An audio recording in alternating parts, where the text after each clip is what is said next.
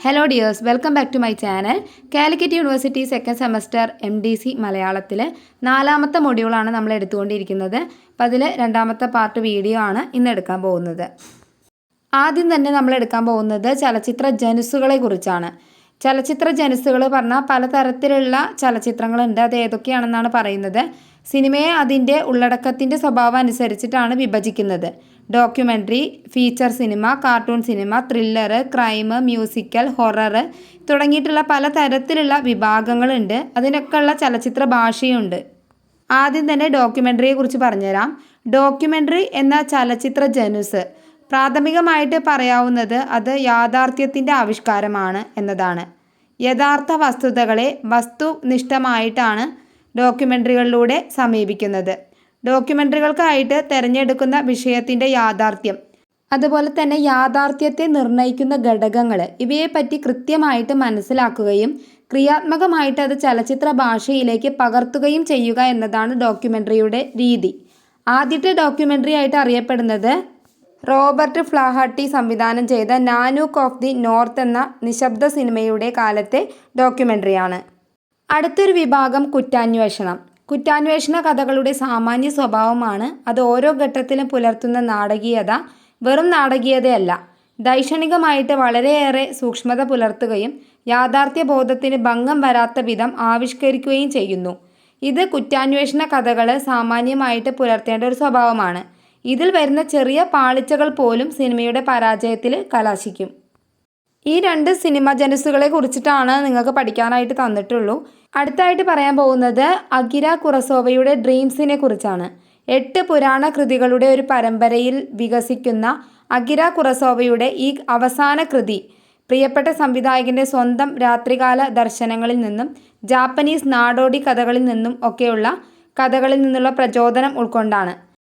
ഒരു കൊച്ചുകുട്ടി ഒരു കാട്ടിൽ ഒരു കുറുക്കൻ്റെ വിവാഹത്തിൽ ഇടറി വീഴുകയാണ്. ഒരു പട്ടാളക്കാരൻ യുദ്ധത്തിൽ മരിച്ചവരുടെ പ്രേതങ്ങളെ നേരിടുന്നു. ഒരു പവർ പ്ലാന്റ് ഉരുകൽ റേഡിയോ ആക്റ്റീവ് പുകകളിൽ ഒരു കടൽത്തീര ഭൂപ്രകൃതിയെ ശ്വാസം മുട്ടിക്കുന്നു. സൃഷ്ടിയുടെ മോചന ശക്തിയെക്കുറിച്ചുള്ള സമ്പന്നമായ ഒരു ആദരാഞ്ജലി ഉൾപ്പെടെ അകിര കുറസോവയുടെ ഡ്രീംസ് അതിൻ്റെ നിർമ്മാതാവിൻ്റെ ഏറ്റവും അനിയന്ത്രിതമായിട്ടുള്ള കലാപരമായിട്ടുള്ള കഴിവിൻ്റെ ഒരു പ്രദർശനം കൂടിയാണ്. മനുഷ്യനെ അജ്ഞതയുടെ കാരുണ്യത്തിൽ ഒരു ലോകത്തിനായുള്ള ആഴത്തിലുള്ള വ്യക്തിപരമായ വിലാപവും കൂടിയാവുന്നു. ഇതൊരോ ടോപ്പിക്കായിട്ട് കൊടുത്തിട്ടുണ്ട്. ആദ്യത്തെ ടോപ്പിക്ക് മഴയിലൂടെ സൂര്യപ്രകാശം എന്നതാണ്.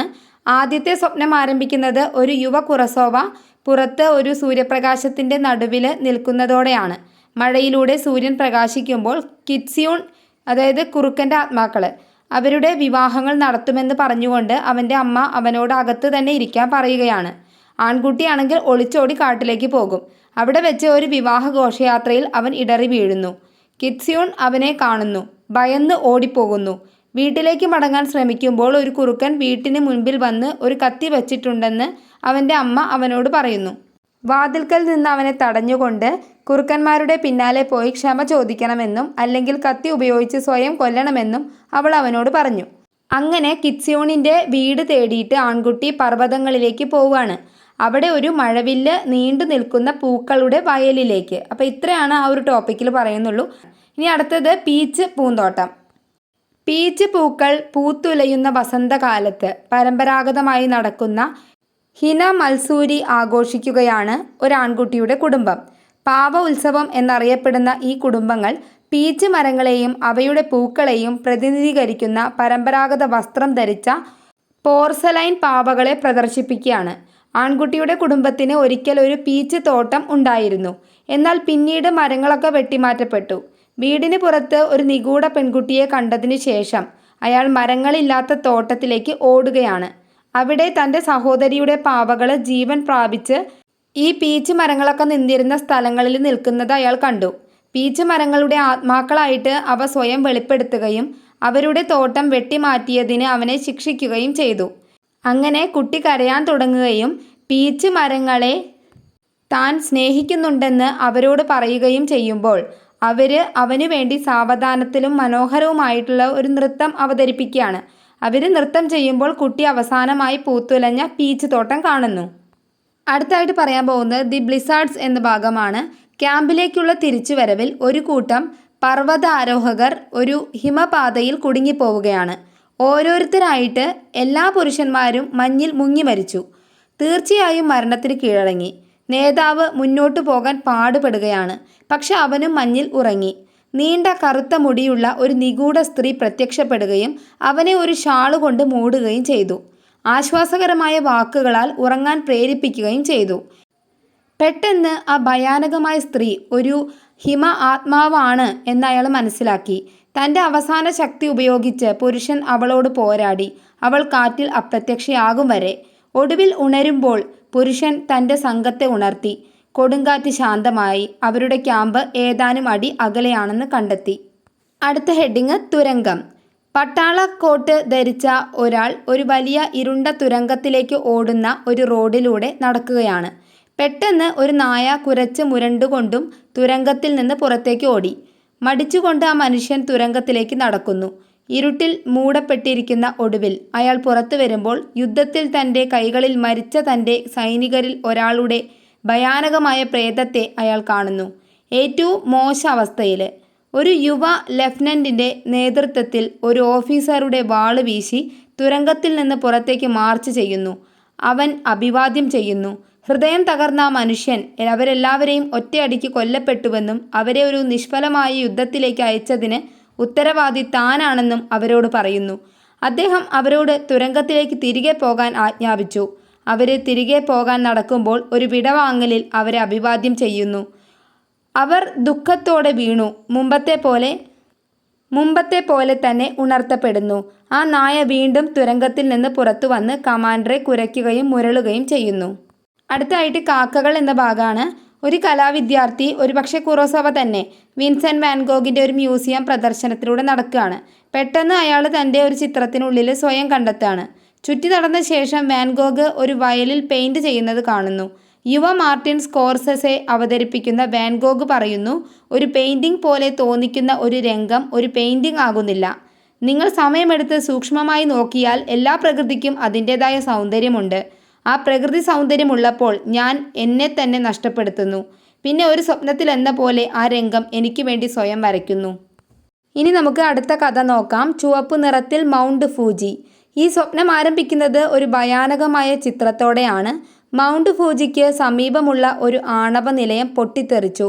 റേഡിയേഷൻ വായുവിലേക്ക് അരിച്ചിറങ്ങി. മരണം ഉറപ്പാണ്. പലായനം ചെയ്യുന്ന കുടുംബങ്ങൾ സ്യൂട്ട് കേസുകളിലും സ്വകാര്യ വസ്തുക്കളും വഹിച്ചുകൊണ്ട് സംഭവ സ്ഥലത്ത് നിന്ന് ഓടുകയാണ്. ബഹളത്തിനു ശേഷം ഒരു പുരുഷൻ വീണ്ടും കുറസോവയ്ക്ക് വേണ്ടി വാദിക്കുന്നയാളാണ്. ഒരു ചാരക്കൂമ്പാരത്തിന് മുകളിൽ നിൽക്കുന്നു. രക്ഷപ്പെട്ട മറ്റുള്ളവർ ഒരു ബിസിനസ്സുകാരനും 2 കുട്ടികളുള്ള ഒരു സ്ത്രീയുമാണ്.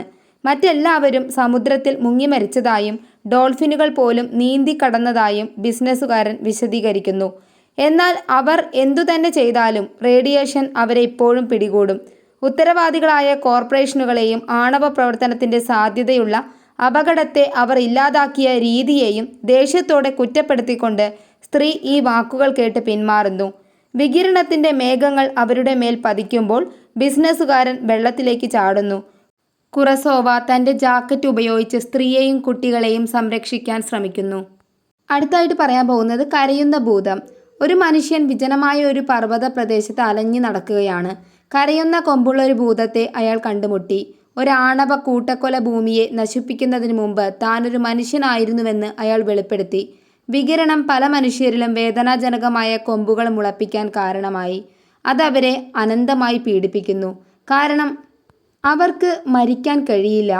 അവൻ ആ മനുഷ്യനെ ഒരു നരകതുല്യമായ പർവ്വതക്കുഴിയിലേക്ക് കൊണ്ടുപോകുന്നു. കൂടാതെ ചുവന്ന ലാവയുടെ ഒരു കുളത്തിന് ചുറ്റും അലറുകയും കരയുകയും ചെയ്യുന്ന മറ്റു ഭൂതങ്ങളെ അയാൾ കാണിക്കുന്നു. ഇവർ ഒരു കാലത്ത് കോടീശ്വരന്മാരും സർക്കാർ ഉദ്യോഗസ്ഥരുമായിരുന്നെന്നും ഇപ്പോൾ ബുദ്ധമത പാരമ്പര്യം അനുസരിച്ച് മനുഷ്യവർഗത്തോടുള്ള പാപങ്ങൾ കാരണം നരകത്തിൽ കുടുങ്ങിയിരിക്കുകയാണെന്നും അദ്ദേഹം വിശദീകരിക്കുന്നു. അടുത്തായിട്ട് പറയാൻ പോകുന്നത് വാട്ടർ മില്ലുകളുടെ ഗ്രാമം. അവസാന സ്വപ്നത്തിൽ ഒരു മനുഷ്യൻ, വീണ്ടും കുറസോവയുടെ പ്രതിരൂപമാണ്, വെയിലിൽ കൊണ്ട് നനഞ്ഞ ഒരു ഗ്രാമത്തിലേക്ക് നടക്കുന്നു. 100 വയസ്സിന് മുകളിൽ പ്രായമുണ്ടെന്ന് അവകാശപ്പെടുന്ന ഒരു ജ്ഞാനിയായ വൃദ്ധൻ തൻ്റെ ഗ്രാമം ആധുനിക സാങ്കേതിക വിദ്യകൾ ഒഴിവാക്കി ലളിതമായ ജീവിത രീതിക്ക് അനുകൂലമായി എങ്ങനെ പ്രവർത്തിച്ചുവെന്ന് വിശദീകരിക്കുന്നു. കുറസോവ ആശയക്കുഴപ്പത്തിലായപ്പോൾ മനുഷ്യൻ നരകീയതയ്ക്ക് അടിമപ്പെട്ടിരിക്കുന്നുവെന്ന് ജ്ഞാനിയായ മനുഷ്യൻ അവനോട് പറഞ്ഞു. സൗകര്യം അലസതയിലേക്കും ഉത്കണ്ഠയിലേക്കും പ്രകൃതി ലോകവുമായിട്ടുള്ള വിച്ഛേദത്തിലേക്കും നയിക്കുന്നു. പശുക്കളും കാളകളും ഉള്ളതിനാൽ ഗ്രാമത്തിന് നെൽവയലുകളിൽ പണിയെടുക്കാൻ ട്രാക്ടറുകൾ ആവശ്യമില്ല. മെഴുകുതിരികളും ലിൻഡിഡ് ഓയിലും ഉള്ളതിനാൽ ഗ്രാമത്തിന് വൈദ്യുതി ആവശ്യമില്ല. പക്ഷേ രാത്രി ഇരുണ്ടതാണ് എന്ന് കുറസോവ അമ്പരന്ന് പറയുന്നുണ്ട്. അതെ, രാത്രി ഇരുട്ടാണ്, വൃദ്ധൻ പറയുന്നു. ഇരുട്ടായിരിക്കേണ്ടതാണ്. 100 വയസ്സുള്ളപ്പോൾ മരിച്ച ഒരു വൃദ്ധന്റെ വർണ്ണാഭമായ ശവസംസ്കാര ഘോഷയാത്രയോടെയാണ് രംഗം അവസാനിക്കുന്നത്. ഗ്രാമത്തിലെ സ്ത്രീകളും കുട്ടികളും പുരുഷന്മാരും വർണ്ണാഭമായ പരമ്പരാഗത വസ്ത്രങ്ങൾ ധരിച്ച് മരണത്തിൻ്റെ ഉന്മേഷകരമായ ആഘോഷത്തിൽ പാട്ടും നൃത്തവും ആലപിച്ചുകൊണ്ട് റോഡിലൂടെ പരേഡ് ചെയ്യുന്നു. ജ്ഞാനിയായ മനുഷ്യൻ കുറസോവയിൽ നിന്ന് വേർപിരിഞ്ഞ് ഘോഷയാത്രയിൽ പങ്കുചേർന്നു. ചിലർ ജീവിതം ജീവിക്കാൻ പ്രയാസമാണെന്ന് പറയുന്നു. അത് വെറും സംസാരം മാത്രമാണ്. ജീവിച്ചിരിക്കുന്നത് നല്ലതാണ് എന്ന് അഭിപ്രായപ്പെട്ടു. ഓക്കെ ഡിയേഴ്സ്, ഇതോടുകൂടി നമ്മുടെ MDC ക്ലാസ് അവസാനിച്ചിരിക്കുകയാണ്. എന്തെങ്കിലും സംശയമൊക്കെ ഉണ്ടെങ്കിൽ ചോദിച്ചാൽ മതി കേട്ടോ. പറയുന്ന കാര്യങ്ങളൊക്കെ ഞാൻ പറഞ്ഞുതരാം. ഇമ്പോർട്ടൻറ്റ് ക്വസ്റ്റ്യൻസ് കിട്ടുന്നതനുസരിച്ച് ഞാൻ ഇട്ട് തരുന്നതാണ്. അപ്പോൾ ആദ്യം പറയാമല്ലോ, ഞാൻ MDC ക്ലാസ് എടുക്കുന്നതല്ല.